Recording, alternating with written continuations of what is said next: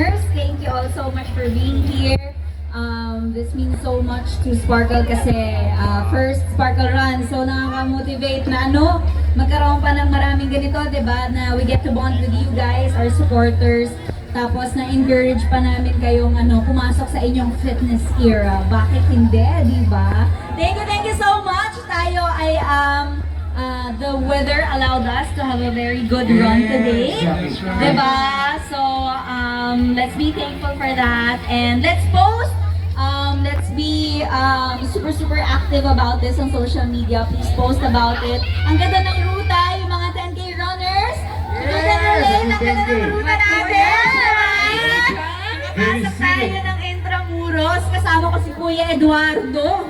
Nung pumasok kami sa Intramuros, diba? Parang nanariwa bigla yun. Si Adelina nga, si Kuya Eduardo. So thank you so much. And ang dami po naming booths from all the brands that supported this run today. So sana po ma-visit niyo po yan. Ang Avignon Clinic, may booth po kami dyan. Please to drop by. Let's go, Martin! Let's go, Avignon. Shout out. Yeah! Fresh ni Miss Barbie. Yes! Actually, yan talaga. Tara na, let's go. Guys, I gotta go. Pinakunahan naman tayo. Yan lang po, maraming salamat. Thank you, Barbie!